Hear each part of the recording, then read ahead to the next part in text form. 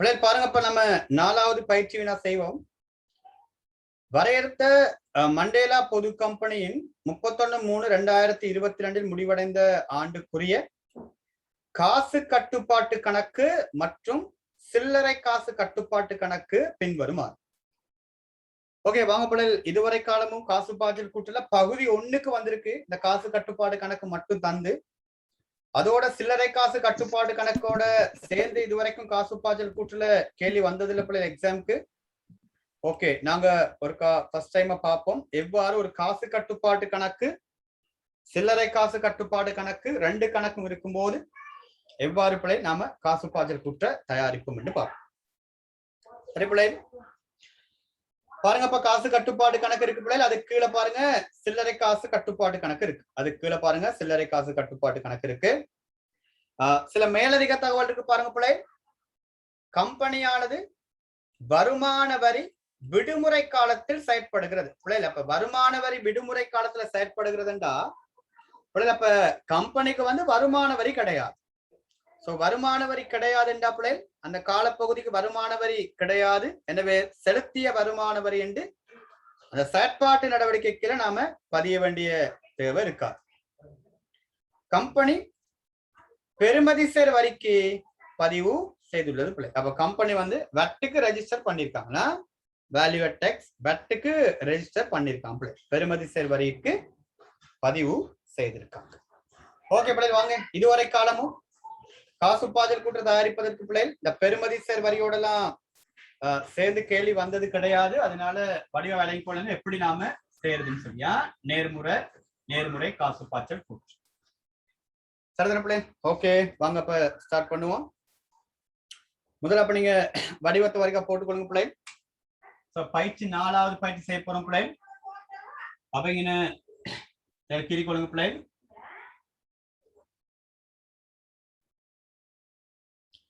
அப்ப தலைப்பு போட்டுக்கொள்ளுங்க, வரையறுத்த மண்டேலா பொது கம்பெனியின் வரையறுத்த மண்டேலா கம்பெனியின் என்று தலைப்புகளை போட்டுக்கொள்ளுங்க பிள்ளை. 31/3/2022 முடிந்த ஆண்டுக்கான காசு பாய்ச்சல் கூற்று. செயற்பாட்டு நடவடிக்கை காசு பாய்ச்சல், முதலீட்டு நடவடிக்கை காசு பாய்ச்சல், அடுத்த பிள்ளைகள் ஃபைனலா வரைக்கையில நிதி நடவடிக்கை காசு பாய்ச்சல். நிதி நடவடிக்கை காசு பாய்ச்சல். ரைட், அப்ப வடிவத்தை கிரியை எடுத்துக்கொள்ளுங்க பிள்ளை. ஓகே பிள்ளைகள், வடிவா பார்த்துக்கொள்ளுங்க பிள்ளைகள். அப்ப நம்ம என்ன செய்யணும்னு கேட்டீங்கன்னா, முதல்ல இந்த ஆரம்ப காசு மீதி இருக்கா பிள்ளைங்க. அப்ப 1/4/2021 மீதி வந்தது. எவ்வளவு பிள்ளை காசு மீதி இருக்கு? 2000. அப்ப இந்த காசு மீதி 2000ம் அதே மாதிரி பிள்ளை சில்லறை காசு கட்டுப்பாட்டு கணக்கு ஓடுங்கம்மா. சில்லறை காசு கட்டுப்பாடு கணக்கு போகுதுல. அப்ப சில்லறை காசு கட்டுப்பாடு கணக்குல 1/4/2021 மீதி வந்தது எவ்வளவு பிள்ளை இருக்கு? 150 இருக்கா? இந்த 150 பிள்ளை. சரிங்களா? ரைட், இது 2 தான் பிள்ளைகள் வரும். ஆரம்ப காசும் காசுக்கு சமனானவை என்பதுக்குள்ள வரும். இதுக்குள்ள வரும் ஆரம்ப காசும் காசுக்கு சமனானவை. அப்ப ஆரம்ப காசும் காசுக்கு சமனானவைக்குள்ள வரும் பிள்ளை. அப்ப தொடக்க காசு கட்டுப்பாட்டு கணக்கு மீதியும் தொடக்க சில்லறை காசு கட்டுப்பாட்டு கணக்கு மீதி பிள்ளை ரெண்டுமே சேர்த்தா ஆரம்ப காசும் காசுக்கு சமனானவைக்குள்ள எடுக்கும் பிள்ளை. அப்ப இங்க போட்டுக்கொள்ளுங்க நீங்க. அப்ப ஆரம்ப காசும் காசுக்கு சமனானவை பிள்ளைகள் வரும். அப்ப இந்த 2 தொகைகள் வரும் பிள்ளை. அப்ப சேர்த்து நீங்க ஒரு எடுத்துக்கொள்ளுங்க. அப்ப ஆரம்ப காசும் காசுக்கு சமனானவை பிள்ளைகள். சோ காசு மீதி 2000ம் அண்ட் சில்லறை காசு மீதி 650 பிள்ளை. சரி, 150 பிள்ளை. அப்ப சேர்த்து எடுத்தீங்கன்னா 2150 பிள்ளை. அப்ப ஆரம்ப காசும் காசுக்கு சமனானவை 2150. ஞாபகம் வச்சுக்கொள்ளுங்க, காசும் காசுக்கு சமனானவைக்குள்ள 3 உருப்படிகள் பிள்ளை வரும். அப்ப என்னன்னா அந்த 3 உருப்படிகள் நான் போட்டு காட்டுறேன். காசும் காசுக்கு சமனானவை என்பதுக்குள்ள 3 உருப்படிகள் வரும் பிள்ளை. புதிய பாடத்திட்டத்தின்படியும் அதுல ஒன்றுதான் காசு கட்டுப்பாட்டு கணக்கு மீதி. அடுத்தது சில்லறை சில்லறை காசு மீதி. அடுத்த பிள்ளைகள் குறுங்கால முதலீடுகள். குறுங்கால முதலீடுகள் அதுக்கு உதாரணம் அந்த 3 மாத முதிர்வை கொண்ட திரைசேரி உண்டியல். அவ்வளவுதான் விஷயம். அப்ப காசும் காசுக்கு சமனானவைக்குள்ள வரக்கூடிய உருப்படிகள் காசு மீதி, சில்லறை காசு மீதி அண்ட் குறுங்கால முதலீடுகள் பிள்ளை 3 மாத அந்த மாதிரி திரைசேரி உண்டியல்கள் போன்ற குறுங்கால முதலீடுகள் வரும். சரிங்களா? ஓகே பிள்ளை. அப்ப தொடக்க காசும் காசுக்கு சமனானவை 2150. 2150. அதை தொடர்ந்து நாங்க முதல்ல என்ன செய்வோம்னு பாத்தீங்கன்னா இந்த காசு கட்டுப்பாட்டு கணக்குண்ட வரவை பார்த்துட்டு வாங்க. பிள்ளைகள் இப்ப காசு கட்டுப்பாட்டு கணக்குண்ட வரவென்பது பிள்ளை உண்மையிலே காசு கட்டுப்பாட்டு கணக்குண்ட வரவென்பது காசு பெருவனவுகள் தானேம்மா. காசு பெருவனவுகள் தானே பிள்ளைகள் வரவுல இருக்கும். ஓகே, படைய பார்த்துட்டு வாங்க. அப்ப முதலாவது பாருங்க என்ன இருக்கு, உரிமை பங்கு வளங்கள். எவ்வளவு பிள்ளைகள்? 5000. அப்ப உரிமை பங்கு வளங்கள் இதுக்குள்ள வரும் பிள்ளைகள். அதெல்லாம் பங்கு வழங்கி நிதி திரட்டுனா நிதி நடவடிக்கை தானே. அப்ப அதுல கொண்டு போட்டுக்கொள்ளுங்க உரிமை பங்கு வளங்கள். அப்ப உரிமை பங்கு வளங்கள் மூலம் நிதி திரட்டினது பிள்ளைகள். அப்ப உரிமை பங்கு வளங்கள் உங்களுக்கு ஞாபகம் இருக்கும், கம்பெனியில ஏற்கனவே உரிமையாளர்களா இருக்க பங்குதாரர்களுக்கு பங்குகளை வழங்கி நிதி திரட்டுறது. அப்ப அது காசு உட்பாய்ச்சல் 5000. அப்ப உரிமை பங்கு வளங்கள் காசு உட்பாய்ச்சல் 5000. அப்ப காசு கட்டுப்பாடு கணக்குன்ற வரவுல இருக்கிறது எல்லாமே பிள்ளை காசு உட்பாய்ச்சலுக்குள்ள வருமா? காசு உட்பாய்ச்சலுக்குள்ள வரும்.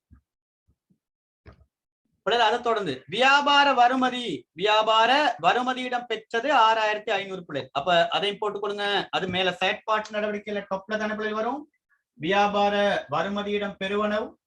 அப்ப வியாபார வருமதியிடம் பெறுவனவு, வியாபார வருமதியிடம் பெறுவனவு, வியாபார வருமதியிடம் பெறுவனவு பிள்ளை. அப்ப வியாபார வருமதியிடம் பெறுவனவு பாருங்க பிள்ளை எவ்வளவு இருக்குன்னு சொல்லி, ரைட், 6500 பிள்ளை. 6500 வியாபார வருமதியிடம் பெறுவனவு. 6500 வியாபார வருமதியிடம் பெறுவனவு. அதை தொடர்ந்து பாருங்க அடுத்தது பெற்ற பங்கு லாபம் பிள்ளை. பெற்ற பங்கு லாபம் பிள்ளை. அப்ப பங்கு லாபமா ஒரு தொகை கிடைச்சிருக்கு. அப்ப அது வந்து முதலீட்டு நடவடிக்கையில உட்பாய்ச்சல் தானே பிள்ளை. முதலீட்டு நடவடிக்கையில உட்பாய்ச்சல். பெற்ற பங்கு லாபம் பிள்ளை. அப்ப 1200 முதலீட்டு நடவடிக்கையில உட்பாய்ச்சல். முதலீட்டு நடவடிக்கையில உட்பாய்ச்சல் பெற்ற பங்கு லாபம். தொடர்ந்து பாருங்க பிள்ளைகள், வங்கி கடனை ஒரு தொகை எடுத்திருக்கோம். எவ்வளவுமா வங்கி கடன் எடுத்திருக்கோம்? 1500 வங்கி கடன் எடுத்திருக்கோம் பிள்ளைகள். வங்கி கடன் பெற்றால் காசு வருதான பிள்ளைகள். அப்ப அதுவும் நிதியீட்டு நடவடிக்கையில உட்பாய்ச்சல். அப்ப நிதி நடவடிக்கையில உட்பாய்ச்சல். அப்ப வங்கி கடன் பெறுவனவு பிள்ளைகள் 1500. நிதி நடவடிக்கையில காசு உட்பாய்ச்சல காட்டுங்க. வங்கி கடன் பெறுவனவு 1500. நிதி நடவடிக்கையில காசு உட்பாய்ச்சல். நிதி நடவடிக்கையில காசு உட்பாய்ச்சல். அடுத்து தளபாடம் அகற்றல் காசு. அப்ப தளபாடம் அகற்றுவதன் மூலம் அந்த காசு. அப்ப தளபாடம் விற்பனை காசு பிள்ளை. அகற்றலண்டா விற்பனை, அகற்றலண்டா விற்பனை பிள்ளை. அப்ப அது முதலீட்டு நடவடிக்கையில காசு உட்பாய்ச்சல். தளபாட அகற்றல் பிள்ளை. அப்ப தளபாட அகற்றல் முதலீட்டு நடவடிக்கையில காசு உட்பாய்ச்சல காட்டு. முதலீட்டு நடவடிக்கையில காசு உட்பாய்ச்சல காட்டுங்க. ஆதனம் பொறி உபகரணங்கள் சம்பந்தமான சகலவிதமான காசு உட்பாய்ச்சல் வெளிப்பாய்ச்சல்களும் முதலீட்டு நடவடிக்கையில பதியப்படும் என்பதை ஞாபகம் வச்சுக்கொள்ளும்.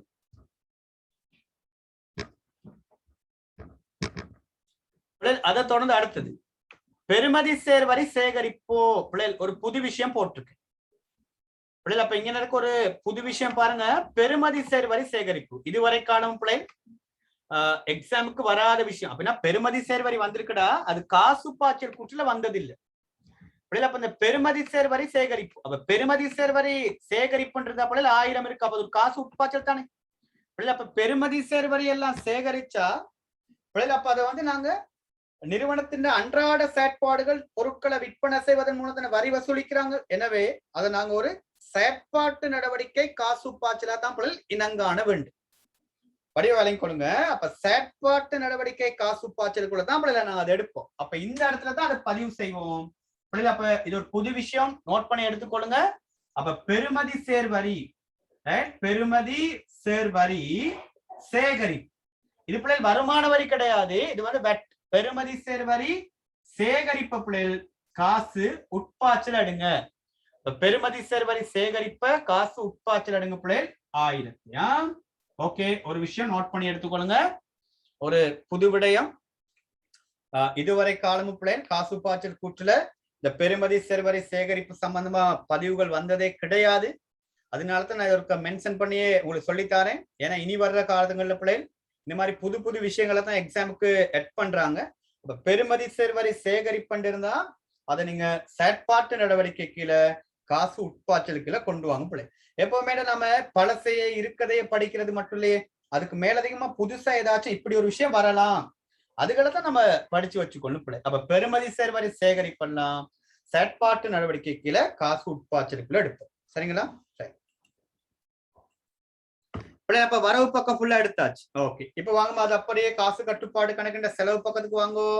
இப்ப காசு கட்டுப்பாடு கணக்குன்ற செலவு பக்கத்துக்கு வாங்க. அப்ப அதெல்லாம் வெளிப்பாய்ச்சல், அதெல்லாம் காசு கொடுப்பனவுகள் எல்லாம் காசு வெளிப்பாய்ச்சல், காசு வெளிப்பாய்ச்சல். ரைட், பாருங்க. இப்ப முதலாவது என்ன குயிக்கா பார்த்துட்டு வருவோம். அப்ப இயந்திரம் கொள்வனவு. அப்ப இயந்திரம் வாங்குறதுக்கு 2500 கொடுத்திருக்கோம் பிள்ளைகள். அப்ப அது காசு வெளிப்பாய்ச்சல் தானே.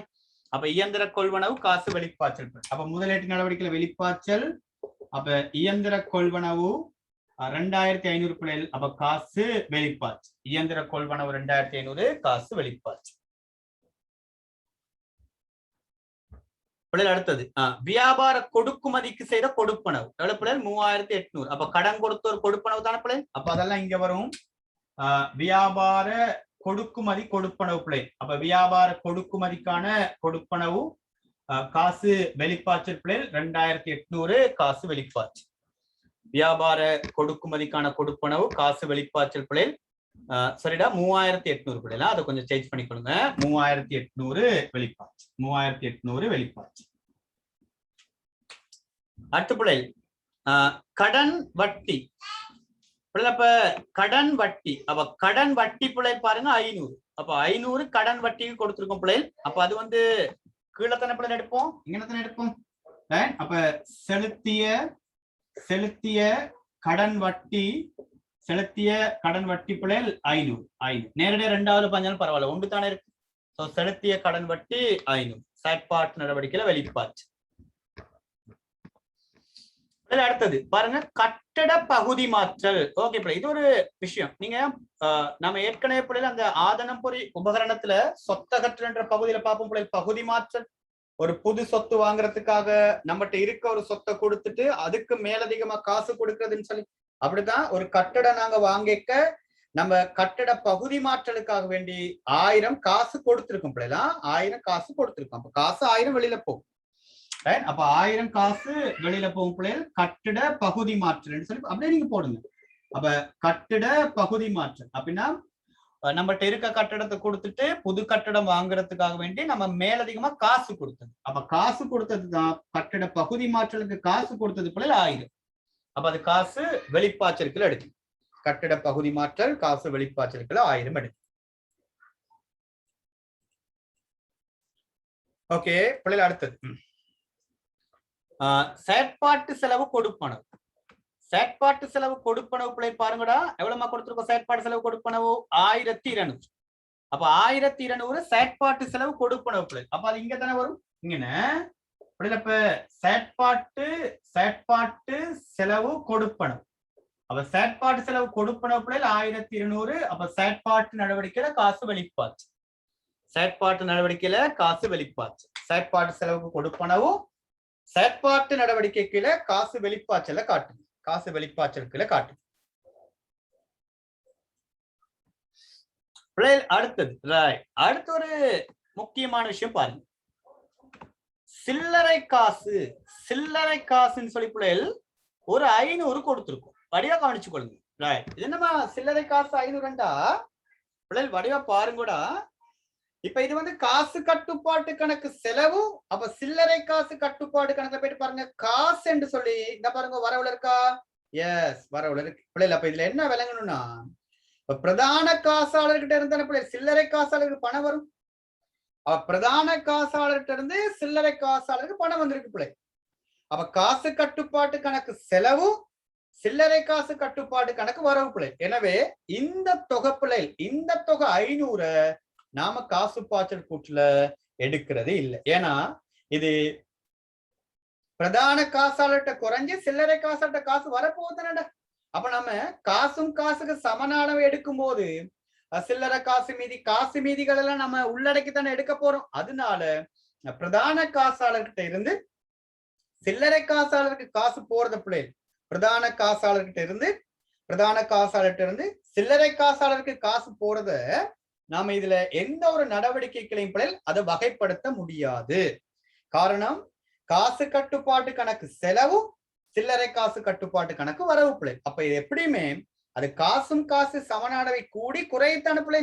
அதனால நாம அதை காசு பாய்ச்சல் கூற்றுல எந்த ஒரு நடவடிக்கையில நம்ம உள்ளடக்கிறது இல்லை. காரணம், அது நம்ம காசும் காசுக்கு சமனானவை மீதிகள் எடுக்கும் போது அந்த காசு மீதிகளை தான் நம்ம எடுக்க போறோம். அதனால நாம சில்லறை காசாளருக்கு பிரதான காசாளர்கிட்ட வார காசுக்கு எந்த ஒரு பதிவும் நம்ம கிடையாது. காரணம் விளங்கிக் கொள்ளுங்க, காசு கட்டுப்பாடு கணக்கு செலவு அதுக்கு ஈக்குவலா சில்லறை காசு கட்டுப்பாடு கணக்கு வரவு வந்துட்டு தானே. அதனால அதுக்கு நாம எந்த ஒரு பதிவுமே காசு பாய்ச்சல் கூட்டுல செய்ய போறது கிடையாது. காரணம், சில்லறை காசு செலவு காசு கட்டுப்பாடு கணக்கு செலவு, சில்லறை காசு கட்டுப்பாட்டு கணக்கு வரவு என்ற காரணத்தினால காசு பாய்ச்சல் கூட்டுல எந்த ஒரு பதிவும் வராது என்பதை ஞாபகம் வச்சுக்கணும். ஒரு புது விஷயம் பிள்ளைகள் இதுகளை பார்த்துக்கோங்க. இது ஒரு புது விஷயம். அதை தொடர்ந்து அடுத்து ஊழியர்களுக்கு வழங்கிய கடன் பிள்ளை. அப்ப இது ஊழியர் கடன். அப்ப ஊழியருக்கு ஒரு 1000 கடன் கொடுத்திருக்கோம் பிள்ளை. அப்ப ஊழியர்களுக்கு எல்லாம் கடன் வழங்கினா அது ஒரு முதலீடு தானே பிள்ளை, அது ஒரு இன்வெஸ்ட்மெண்ட் தானே. அப்ப ஊழியர்களுக்கு கடன் வழங்கினா முதலீட்டு நடவடிக்கையில வெளிப்பாய்ச்சல். அப்ப ஊழியர் கடன் வழங்கல் முதலீட்டு நடவடிக்கையில காசு வெளிப்பாய்ச்சல் 5. முதலீட்டு நடவடிக்கையில காசு வெளிப்பாய்ச்சல், ஊழியர் கடன் வழங்கல் முதலீட்டு நடவடிக்கையில காசு வெளிப்பாய்ச்சல். அடுத்தது அதே மாதிரி அடுத்த விஷயம் பாருங்க, பெறுமதி சேர்வரி கொடுப்பனவு பிள்ளை. அப்ப இதையும் கொஞ்சம் பார்த்துக் கொள்ளுங்க. பெறுமதி சேர்வரி கொடுப்பனவு பிள்ளை. அப்ப பெறுமதி சேர்வரி கொடுப்பனவு 700. அப்ப பெறுமதி சேர்வரி சேகரிப்பு செயற்பாட்டு நடவடிக்கையில் எடுக்கிறோம்டா பெறுமதி சேர்வரி கொடுப்பனவும் அதே மாதிரி தான் பிள்ளைகள். அப்ப செயற்பாட்டு நடவடிக்கையில வெளிப்பாச்சு, செயற்பாட்டு நடவடிக்கையில வெளிப்பாச்சு. அப்ப பெறுமதி சேர்வரி கொடுப்பனவு பிள்ளைகள். அப்ப பெறுமதி சேர்வரி கொடுப்பனவு பிள்ளைகள் 700 செயற்பாட்டு நடவடிக்கை கீழே காசு வெளிப்பாச்சல காட்டும். பெறுமதி சேர்வரி கொடுப்பனவும் செயற்பாட்டு நடவடிக்கை கீழே காசு வெளிப்பாச்சலுக்குள்ள எடுங்கோ பிள்ளைகள். அடுத்தது பங்கு முதலீடு பிள்ளைகள். அப்ப பங்குகள்ல கொண்ட முதலீடு செஞ்சிருக்கோம். அந்த நிலையான வைப்பு செய்த முதலீடு மாதிரி பங்கு முதலீடு பிள்ளைகள். அப்ப இது ஒரு முதலீட்டு நடவடிக்கையில காசு வெளிப்பாச்சல், முதலீட்டு நடவடிக்கையில காசு வெளிப்பாச்சல் பிள்ளைகள். அப்ப பங்குகள்ல செய்த முதலீடு 1500. முதலீட்டு நடவடிக்கையில காசு வெளிப்பாச்சல் பிள்ளைகள். பங்கு முதலீட்டு நடவடிக்கைக்குள்ள காசு வெளிப்பாச்சல காட்டுங்க. அடுத்த பிள்ளைகள் பங்கு லாபம் பிள்ளைகள். செலவு பக்கம் இருக்கு, காசு கட்டுப்பாடு கணக்குல செலவு பக்கம் இருக்குன்னா பங்கு லாபம் கொடுத்தது பிள்ளைகளா, பங்கு லாபம் கொடுத்தது. அப்ப பங்கு லாபம் கொடுத்ததற்கு தானே பிள்ளை. அப்ப பங்கு லாபம் கொடுத்தா நிதி நடவடிக்கையில காசு வெளிப்பாச்சு எதுக்குள்ள வரும், நிதி நடவடிக்கையில காசு வெளிப்பாச்சு பிள்ளை. அப்ப செலுத்திய பங்கு லாபம் பிள்ளை. அப்ப நிதி நடவடிக்கையில காசு வெளிப்பாச்சலுக்குள்ள காட்டுங்க 800. நிதி நடவடிக்கையில காசு வெளிப்பாச்சலுக்குள்ள காட்டுங்க 800 பிள்ளை. அடுத்தது ஃபைனலா திரைசேரி உண்டியல் பிள்ளை. அது ஒரு புது விஷயம் போட்டிருக்கேன். திரைசேரி உண்டியலுக்கு பிள்ளை பணம் கொடுத்திருக்கோம். 3 மாத திரைசேரி உண்டியல் வாங்குறதுக்கு பணம் கொடுத்திருக்கோம் 1000 பிள்ளை. அப்ப இந்த திரைசேரி உண்டியல் நாம வாங்கியிருக்கோம்டா பிள்ளை. அப்ப திரைசேரி உண்டியல்கள் வாங்கினதை கொண்டு போய் நாம இந்த காசுக்கு சமனான விலை தான் உள்ளடக்குவோம். அது இந்த செயற்பாட்டு நடவடிக்கை அதை கொண்டு போயிட்டு முதலீட்டு நடவடிக்கையில காட்டல. காரணம் விலை கொள்ளுங்க, திரைசேரி உண்டியல்கள் 3 மாத முதிர்வுகளை கொண்ட திரைசேரி உண்டியெல்லாம் காசுக்கு சமனானவை என்பதுக்குள்ளதான் வரும். அப்ப அது வரும் இந்த இறுதி காசுக்கு சமனானவைக்குள்ள. எதுக்குள்ள வரும், இறுதி காசுக்கு சமனானவைக்குள்ள. அப்ப இறுதி காசுக்கு சமனானவைக்குள்ள பிள்ளை காசு மீதி, இறுதி காசு மீதி, இறுதி சில்லறை காசு மீதி அண்ட் இந்த திரசேரி உண்டியல்ல செய்த முதலீடு. இதெல்லாம் இறுதி காசும் காசுக்கு சமனானவை என்பதுக்குள்ள வரும். அப்ப போயிட்டு பாருங்க பிள்ளைகள், போயிட்டு பாருங்க ஒருக்கா. எவ்வளவு திரசேரி உண்டியல் இருக்கு? 1000. திரசேரி உண்டியல் 1000 இருக்கு. அதே மாதிரி பிள்ளைகள் காசு மீதி பாருங்க. மீதி சென்றது செலவண்டா. அப்ப மீதி வந்தது வரவுளத்தன பிள்ளை வரும். மீதி வந்தது இந்த 3500 வரவுளத்தன பிள்ளை வரும். அப்ப இது ரெண்டே சேருங்க இந்த இடத்துல. அப்ப எவ்வளவு பிள்ளைகள் காசு மீதி? எவ்வளவு? 3500. அதே மாதிரி குறுங்கால முதலீடுகள் 1000 பிள்ளை பிளஸ் சில்லறை காசு மீதி. அப்ப அதெல்லாம் சேர்த்தாதான் அந்த இறுதி காசும் காசுக்கு சமனானவை வரும். இறுதி காசும் காசுக்கு சமனானவை வரும். ஓகே பிள்ளைகள், சரி பாருங்க ஏதாச்சும் மிஸ்டேக் விட்டோமான்னு சொல்லி. ஓகே பிள்ளை, இந்த ஊழியருக்கு வழங்கிய கடன் என்னமா? ஊழியருக்கு வழங்கிய கடன் 1000 பிள்ளைகளா நோட் பண்ணிக்கணும். ஊழியருக்கு வழங்கிய கடன் 1000 பிள்ளை. அப்ப வெளிப்பாச்சல் 1000. ஊழியருக்கு வழங்கிய கடன் 1000. அப்ப ஊழியர் கடன் 1000 வெளிப்பாச்சுனா ஊழியர் கடன் 1000 வெளிப்பாச்சு. ஓகே பிள்ளை, சரி. இதுக்கு பிறகு அப்படியே வாங்க சில்லறை காசு கட்டுப்பாடு கணக்கு வாங்கடாப்பா. சில்லறை காசு கட்டுப்பாடு கணக்கு தொடக்க மீதி எடுத்துட்டேன் பிள்ளைகள், இது வராதுன்னு சொல்லிட்டேன். ரைட். அப்புறம் பாருங்க, இந்த சில்லறை செலவுகளுக்கு கொடுப்பனவு இருக்க ஒரு தொகை. இப்ப சில்லறை செலவுக்கு செய்யற கொடுப்பனவுகள் எல்லாம் உண்மையில அந்த நானாவித செலவுகள், உபசரண செலவுகள், போக்குவரத்து செலவுகள், அதுகள் தானே பிள்ளை. அப்ப இதெல்லாம் பணம் வெளியில போயிருக்கு தானே பிள்ளை. காசு சில்லறை காசு எல்லாமே காசும் காசுக்கு சமனானவைக்குள்ள வருமே. அப்ப இந்த சில்லறை செலவுகளுக்கு செய்த கொடுப்பனவு பிள்ளைகள் செயற்பாட்டு நடவடிக்கையில காசு வெளிப்பாச்சிருக்குள்ள வரும். அப்ப சில்லறை செலவுகள், சில்லறை செலவு கொடுப்பனவெல்லாம் செயற்பாட்டு நடவடிக்கையில காசு வெளிப்பாச்சிருக்குள்ள வரும். செயற்பாட்டு நடவடிக்கையில காசு வெளிப்பாச்சிருக்குள்ள வரும். பாருங்க, நிறைய புது விஷயங்களை எட் பண்ணிருக்க இந்த கணக்குல. நிறைய புது விஷயங்களை எட் பண்ணிருக்க இந்த கணக்குல. வடிவா பார்த்துக்கணும். அப்ப சில்லறை செலவுகள் எல்லாம் கொடுப்பனவு செயற்பாட்டு நடவடிக்கையில காசு வெளிப்பாச்சிருக்குள்ள வரும். அப்ப தென் ஃபைனலா சில்லறை காசு மீதி எவ்வளவு பிள்ளை? அப்ப சில்லறை காசு மீதி, மீதி சென்றது செலவண்டா. அப்ப மீதி வந்தது வரவு தானே பிள்ளை. அப்ப எவ்வளவு சில்லறை காசாளர்கிட்ட மிச்சம் இருக்க பணம்? 350. அப்ப சில்லறை காசாளர்கிட்ட மிச்சம் இருக்க பணம் 350 பிள்ளை. அப்ப அது இங்க வரும் தானே 350. சரி, 350. அப்ப இதுகள் எல்லாம் சேர்த்து எடுத்தா இறுதி காசும் காசுக்கு சமனானவை வரும். அப்ப இறுதி காசும் காசுக்கு சமனானவை பிள்ளை. அப்ப எல்லாம் சேர்த்து எடுத்தீங்கன்னா 3500, 4500, 4850 பிள்ளைகள் இறுதி காசும் காசுக்கு சமனானவை 4850 என்று வரும். ஓகே, இப்ப சகல விதமான பதிவுகளும் செய்தாச்சு பிள்ளைகளை. இனி சமப்படுத்தி எடுத்தா சரி.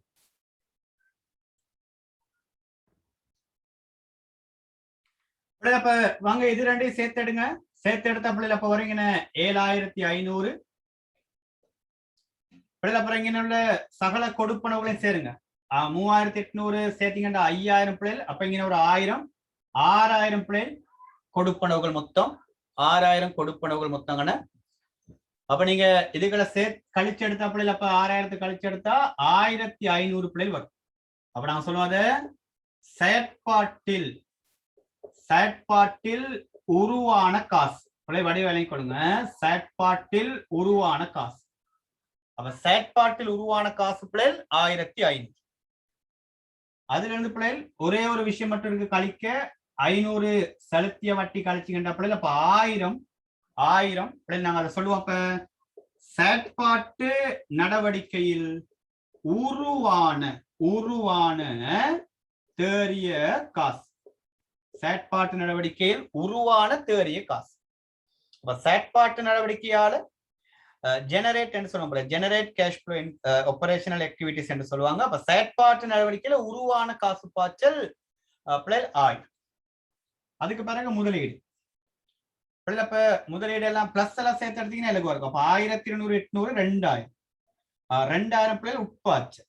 சரிங்களா? அப்புறம் வெளிப்பாய்ச்சல் பாருங்க 2500, 3500, 4500, 6000 பிள்ளைகள் வெளிப்பாய்ச்சல். அப்ப 6000 வெளிப்பாய்ச்சல், 2000 உட்பாய்ச்சல் பிள்ளைகள். அப்ப இங்க வரும் வெளிப்பாய்ச்சல் தான். அப்ப 4000 வெளிப்பாய்ச்சல் வரும். 4000 வெளிப்பாய்ச்சல் வரும். அப்ப நாம அதை எழுதுவோம். முதலீட்டு நடவடிக்கையில் பயன்படுத்திய தேறிய காசு. இந்த வார்த்தைகள் சரியா எழுதுங்க. மைனஸ் பயன்படுத்தி என்ற வார்த்தை போட்டு எழுது. பயன்படுத்திய தேறிய காசு 4000 மைனஸ். அப்புறம் ஃபைனலா நிதி நடவடிக்கை. அப்ப 2 உட்பாய்ச்சல் 6500, ஒரே ஒரு வெளிப்பாய்ச்சல் பிள்ளை. அப்ப 6500 2 உட்பாய்ச்சல் ஒரே ஒரு வெளிப்பாய்ச்சல் பிள்ளை 800. அப்ப நீங்க கழிச்சு எடுத்தீங்கன்னா பிள்ளை வரும் 5700. அப்ப 5700 உட்பாய்ச்சு, 5700 உட்பாய்ச்சு. அப்ப நாங்க சொல்லுவோம் அத நிதி நிதி நடவடிக்கையில்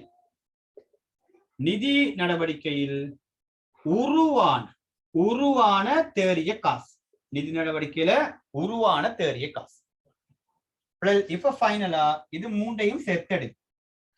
அப்ப இது மூணையும் சேர்த்தெடுத்தா இங்க பாருங்க 1000 6700 பிள்ளை.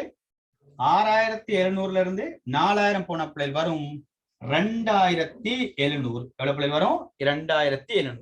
அப்ப அதுக்கு எழுதுவோம் நாம காசுக்கு சமனானவற்றின் தேறிய அதிகரிப்பு. சேர்த்து பாருங்க பிள்ளை. அப்ப 2700ஓட 2150 சேர்த்தீங்கன்னா 4850. ஓகே பிள்ளை. Final answer sir.